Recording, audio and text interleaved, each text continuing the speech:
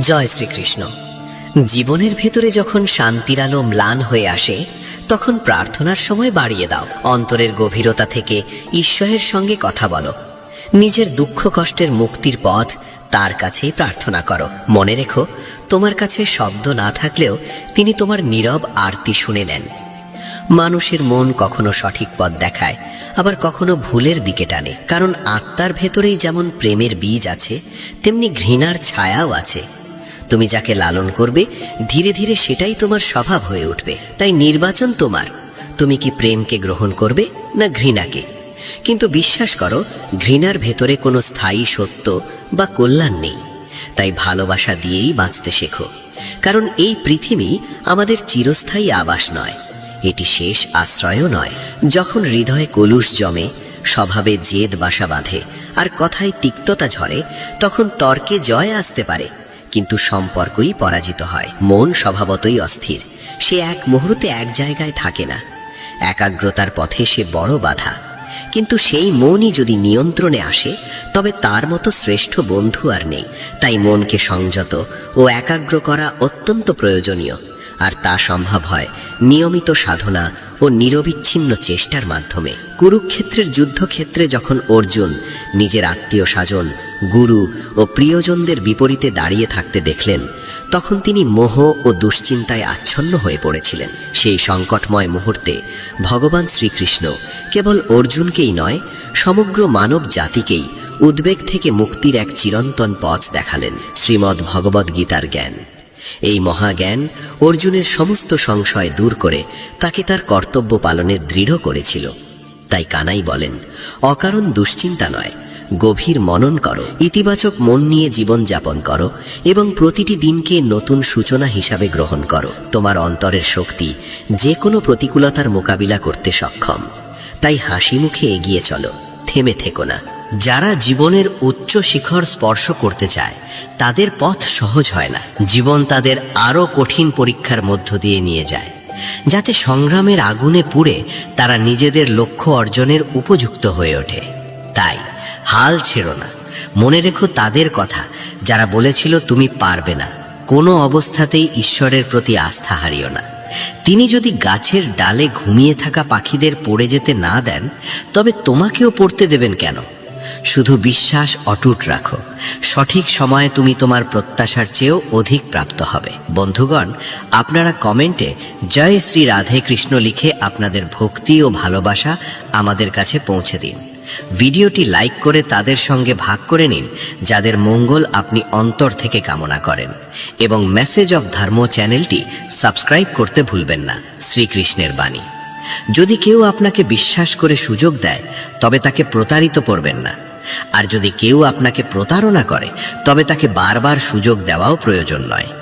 এ যুগ ভেজালের যুগ, তাই যেখানে দরকার সেখানে সম্মতি ও মাধুর্য বজায় রাখুন, তবেই সম্পর্ক দীর্ঘস্থায়ী হয়। মানুষের জীবনে ব্যর্থতার সবচেয়ে বড় কারণ আত্মবিশ্বাসের অভাব। যে নিজের ওপর ভরসা রাখতে পারে না, তার পক্ষে সাফল্যের শিখরে পৌঁছানো প্রায় অসম্ভব।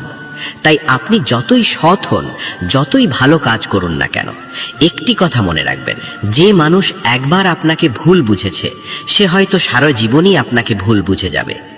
সকলকে খুশি করা কখনোই সম্ভব নয়, কিন্তু নিজের সততা ও আত্মবিশ্বাস অটুট রাখা সব সময় সম্ভব। ভগবান মানুষের ভুল ত্রুটি ক্ষমা করেন, কিন্তু ছলনা ও কপটতা নয়। যা হয়েও যেন নেই, তার অস্তিত্বের কোনো মূল্য নেই। যদি কোনো সম্পর্ক শুধু নামমাত্র টিকে থাকে, তবে তার জন্য অশ্রু বিসর্জনই বা কেন?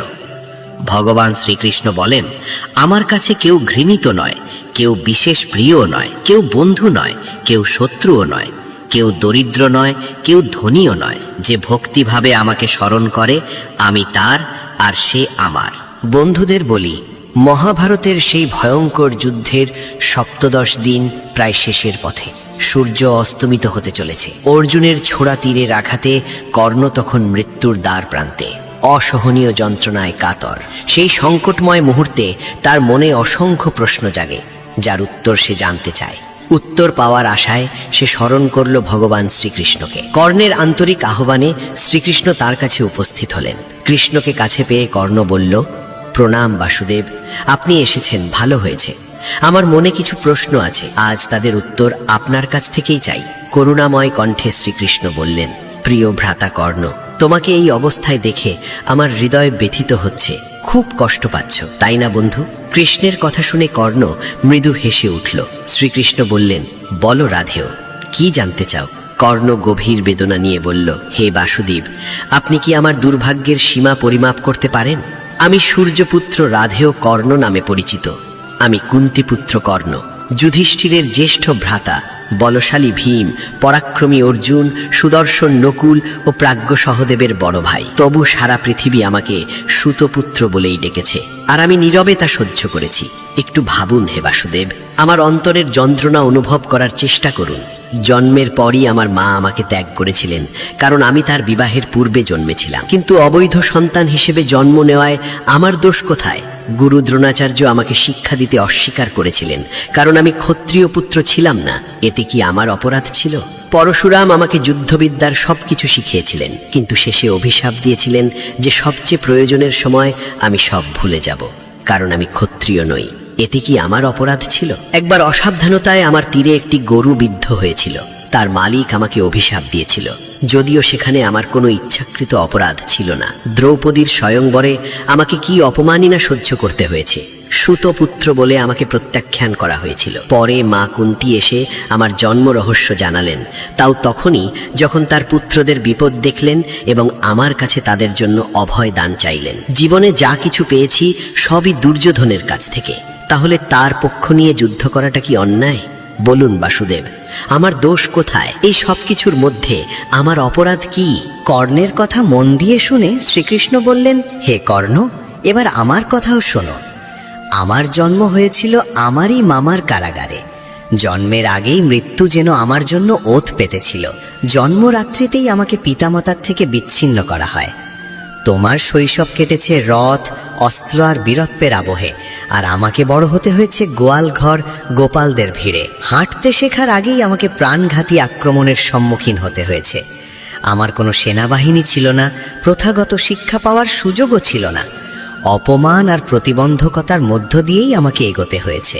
যখন তোমার গুরু তোমার শক্তি ও প্রতিভায় গর্ব করতেন, তখন সেই বয়সে আমি শিক্ষার সুযোগই পাইনি।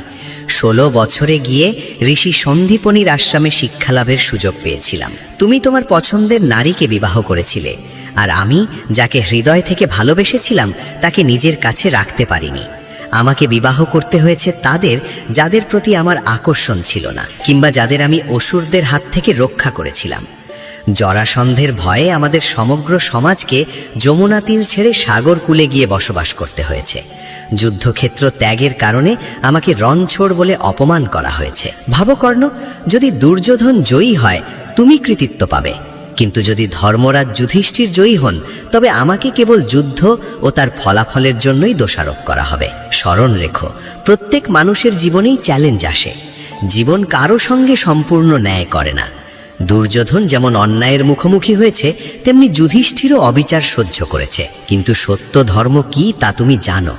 হে কর্ণ, হয়তো তুমি জীবনে প্রাপ্য সব পাওনি, হয়তো অসংখ্য অপমান সহ্য করেছ, তবু এই অপ্রাপ্তি বা অপমান তোমাকে অধর্মের পথে চলার অনুমতি দেয় না। আসল প্রশ্ন হলো, সংকটের মুহূর্তে তুমি কেমন আচরণ করো। এই পৃথিবীতে এমন কেউ নেই যে মনে করে তার দুঃখ অন্যের চেয়ে ছোট। প্রত্যেকেই ভাবে তার বোঝাই সবচেয়ে ভারী, কিন্তু সেই ধারণা সর্বদা সত্য নয়। প্রত্যেকের সমস্যাই তার নিজের স্থানে বড়। তাই বলে ভুল পথে সমাধান খোঁজা সমুচিত নয়। প্রকৃতি কাউকেই অধর্মের অনুমতি দেয় না। যে সমস্যার সমাধানে অন্যায়ের আশ্রয় নেয় তার পরিণতি তোমার মতোই হয়। বন্ধুগণ, কর্ণ নিজের জীবনকে অত্যন্ত দুঃখময় বলে মনে করতেন, কিন্তু যখন শ্রীকৃষ্ণ তার জীবনের সঙ্গে তুলনা করে নিজের সংগ্রামের কথা তুলে ধরলেন, তখন কর্ণ উপলব্ধি করলেন কৃষ্ণের দুঃসহ পরীক্ষার সামনে তার কষ্ট ততটা বিশাল নয়। জীবনের অন্তিম মুহূর্তে কৃষ্ণের উপদেশ ও জ্ঞান শ্রবণ করে কর্ণের অন্তর এক গভীর প্রশান্তিতে ভরে উঠল। তৃপ্ত হৃদয়ে শান্ত চিত্তে তিনি শেষ নিঃশ্বাস ত্যাগ করলেন। জীবনে কতবার অপমানের সম্মুখীন হয়েছ তা আসল বিষয় নয়। প্রকৃত প্রশ্ন হল, সেই অপমানের উত্তরে তুমি কেমন চরিত্রের পরিচয় দিচ্ছ? তোমার অর্জিত জ্ঞান কি সত্যি সৎ ও সঠিক পথে ব্যবহার করছো? প্রতিকূলতা পেরিয়ে তুমি কিভাবে সামনে এগিয়ে চলছো সেটিই মূল বিবেচ্য। দুঃখ ও কষ্টের সময় ধৈর্য ধারণ করো। যেমন আগুনে দগ্ধ হয়ে সোনা নির্মল ও দীপ্ত হয়, তেমনি দুঃখের উত্তাপে মানুষ শুদ্ধ ও পরিণত হয়ে ওঠে। কখনো নিজেকে তুচ্ছ মনে করো না, আবার অহংকারে নিজেকে সর্বশ্রেষ্ঠ ভাবা উচিত নয়। বরং এই বিশ্বাস লালন করো, তোমার অন্তরে এমন এক বিশেষ শক্তি নিহিত আছে যা অসম্ভবকেও সম্ভব করে তুলতে পারে। জীবনে অভিযোগ যত কম থাকবে, অন্তর তত হালকা থাকবে। মনে রেখো, যা পেয়েছো তাই হয়তো তোমার জন্য সর্বোত্তম ছিল, আর যা পাওনি সম্ভবত তার চেয়েও কল্যাণকর কিছু তোমার ভাগ্যে নির্ধারিত রয়েছে। যারা চেষ্টা করতে শেখেনি তাদের কাছে প্রতিটি বাধাই অতিকায় পর্বতের মতো মনে হয়। মানবতা পদমর্যাদায় নয়, হৃদয়ের গভীরে বাস করে। ঈশ্বর ধন সম্পদ নয়, মানুষের কর্মের মূল্যায়ন করেন। যদি পরিশ্রমকে তোমার প্রধান অস্ত্র বানাও, তবে সাফল্য একদিন তোমার সহচর হয়ে উঠবেই। যে ব্যক্তি নিজের কর্মকে নিজের ধর্ম জেনে নিষ্ঠার সঙ্গে পালন করে, সে প্রকৃত অর্থে কখনো পরাজিত হয় না। বয়সের বড় ছোট দিয়ে মহত্ব নির্ধারিত হয় না। সত্যিকারের মহৎ সেই যার হৃদয়ে সকলের প্রতি প্রেম, স্নেহ ও সম্মান অটুট থাকে। ইচ্ছারও নিজস্ব স্বভাব আছে। যখন তা আমাদের মন মতো হয় তখন ভালো লাগে, আর অন্যের ইচ্ছা আমাদের বিপরীত হলে তা কষ্ট দেয়। তাই জীবনে ভারসাম্য, ধৈর্য ও ভালোবাসাকে গ্রহণ করো। এটাই সাফল্যের প্রকৃত পথ। শ্রীকৃষ্ণ বলেন, মানুষকে সর্বদা পাপ কর্ম থেকে দূরে থাকতে হবে, কারণ খারাপ কাজের ফল এই জীবনেই ভোগ করতে হয়। যেমন গরুর বাছুর বিশাল পালেও নিজের মাকে খুঁজে নেয়, তেমনি কর্মফলও হাজার মানুষের মধ্যে নিজের কর্তার কাছে পৌঁছে যায়। ঈশ্বর সর্বত্র বিরাজমান, ক্ষুদ্রতম প্রাণীর অন্তরেও তার উপস্থিতি আছে। তাই কাউকে কষ্ট দেওয়া মানে ঈশ্বরকেই আঘাত করা। যখন তিনি প্রতিটি সত্তায় বিরাজ করেন, তখন অন্যকে ব্যথা দিয়ে তাকে কিভাবে সন্তুষ্ট করবে? জীবনকে সেই বনের গাছের মতো করে তোলো, যা প্রতিকূলতার মাঝেও দুলে ওঠে আনন্দে। কারণ যতক্ষণ না তোমার সঙ্গে তেমন আচরণ হয়, ততক্ষণ তুমি বুঝতে পারবে না তুমি কাকে কতটা আঘাত দিয়েছ। এটাই কর্মের নিয়ম। যখন কেউ পাশে থাকে না, তখন ঈশ্বর কোনো না কোনো রূপে সহায় পাঠান। এটাই তার বিধান। পরিবর্তন প্রকৃতির চিরন্তন সত্য। তাই যা চলে গেছে তার জন্য শোক না করে যা আছে তার আনন্দ নিতে শেখো। কারো সঙ্গে প্রতিযোগিতার প্রয়োজন নেই। তুমি যেমন তেমনই পূর্ণ। নিজেকে গ্রহণ করো। জীবন পাওয়া ভাগ্যের বিষয়, মৃত্যু সময়ের ব্যাপার। কিন্তু মৃত্যুর পরও মানুষের হৃদয়ে বেঁচে থাকা নির্ভর করে তোমার কর্মের উপর। ঈশ্বর তোমার নিয়ত দেখেন, আর মানুষ দেখে বাহ্যিক আড়ম্বর। যা সত্যিই তোমার, তা তোমার কাছেই থাকবে, বাধা যতই আসুক। তাই যা চলে যাচ্ছে তাকে যেতে দাও। আজ থামলেও কাল সে চলে যাবে। যারা তোমাকে ছাড়া সুখে আছে, তাদের জন্য অযথা নিজেকে কষ্ট দিও না। দ্বিমুখী স্বভাবের মানুষের সঙ্গে গভীর সম্পর্ক না রাখাই শ্রেয়, কারণ তারা রাগলে তোমার সম্মানেই আঘাত হানে। মূর্খ ও নেতিবাচক মানুষের ভিড়ে থাকার চেয়ে একা থাকা ভালো। সব শিক্ষা বই থেকে আসে না। কিছু স্বার্থপর মানুষের কাছ থেকেও জীবনের কঠিন সত্য শেখা যায়। ভুল সেই করে যে চেষ্টা করে, নচেত অনেকে তো শুধু নিন্দা করেই জীবন কাটায়। সম্মান প্রায়ই প্রয়োজনের সীমা পর্যন্ত থাকে, প্রয়োজন ফুরলেই তা কমে যায়। তাই চিন্তা করো, কিন্তু এতটা নয় যে জীবনটাই নষ্ট হয়ে যায়। তুমি যতই বিচক্ষণভাবে কথা বলো না কেন, শ্রোতা তার মনোভঙ্গি অনুযায়ী তার অর্থ করবে। মনে রেখো, যে আজ তোমাকে ভুলে গেছে, প্রয়োজন হলে সেই আবার স্মরণ করবে। স্মরণ রাখার চেয়ে বড় সেই যে কঠিন সময়ে পাশে দাঁড়ায়। এই সত্য বুঝতে পারলে বিপদ দীর্ঘস্থায়ী হয় না। পরিশ্রম করো, কারণ পরিশ্রম শরীরকে সুস্থ, মনকে স্বচ্ছ, হৃদয়কে উদার এবং জীবনকে সমৃদ্ধ করে। বিপদে ধৈর্য, ঐশ্বর্যে দয়া এবং সংকটে সহনশীলতা, এই গুণেই মানুষ শ্রেষ্ঠ হয়। আমরা কি করব এবং কিভাবে করব তা নির্ধারণের আগে বুঝতে হবে আমরা কোথায় দাঁড়িয়ে আছি এবং কোন পথে চলছি। সাহস দেখাতে চাইলে চ্যালেঞ্জ গ্রহণ করো। সাফল্য নিজেই তোমার পদচুম্বন করবে। নিন্দা হলে শান্ত থেকে নিজের কর্ম করে যাও, কারণ সমালোচনা সেই ব্যক্তিরই হয় যে জীবিত ও সক্রিয়। প্রশংসা অধিকাংশ সময় মৃত্যুর পরে আসে। যে সত্যিকারের ভক্ত হয় সে অহংকার থেকে রক্ষা পাওয়ার প্রার্থনা করে এবং সেবার মধ্য দিয়েই জীবনকে সার্থক করে। যে মানুষ সব সময় হাসি খুশি হঠাৎ যদি নীরব ও বিষণ্ণ হয়ে যায়, বুঝবে তার অন্তরে গভীর বেদনা আছে। তোমার উপস্থিতিতে যদি কারো কষ্ট লাঘব হয়, সেটাই তোমার জীবনের আসল মূল্য। আনন্দের প্রদর্শন সহজ, কিন্তু বেদনা প্রকাশের জন্য আপনজন দরকার। যার কাছে সব আছে কিন্তু সন্তোষ নেই, তার কাছে সবই অর্থহীন। আর যার মনে তৃপ্তি আছে সে অল্পতেই সুখী। ভালো বা মন্দ কাজ করার সময় ভেবো না কেউ দেখছে না, ঈশ্বর সর্বদা দেখছেন। তাই নিজেকে কখনো একা ভেবো না। বাঁশি সোনা বা রত্নের নয়, তবু তার সুর সকলকে মোহিত করে। তেমনি মানুষের বাক্য ও কর্ম সুন্দর হলে বাহ্যিক আড়ম্বরের প্রয়োজন পড়ে না। তোমার সমস্যা যদি জাহাজের মতো বিশাল হয়, মনে রেখো প্রভুর কৃপা সাগরের চেয়েও বিস্তৃত। আমরা ভাবি সুখ পেতে অনেক কিছু সঞ্চয় করতে হবে, অথচ অভিজ্ঞতা বলে সুখের জন্য অনেক কিছু ত্যাগ করতে হয়। তোমার স্বপ্নের দায়িত্ব অন্য কেউ নেবে না, কারণ প্রত্যেকে নিজের ভাগ্য গড়ায় ব্যস্ত। তাই শুধু অন্যের উপর নির্ভর করো না, নিজে এগিয়ে যাওয়ার সাহস রাখো। ধৈর্য ধরো, হতাশ হয়ো না, কারণ যিনি তোমাকে সৃষ্টি করেছেন তিনিই এই বিশ্বব্রহ্মাণ্ডের পরম স্রষ্টা।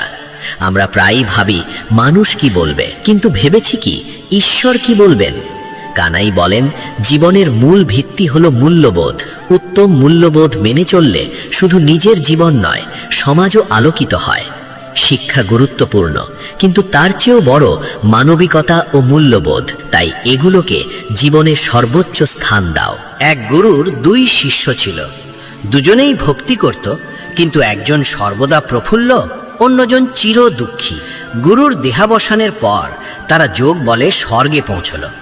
তবু যে পৃথিবীতে সুখী ছিল সে সেখানে সুখী রইল, আর যে দুঃখী ছিল সে দুঃখীই থাকল।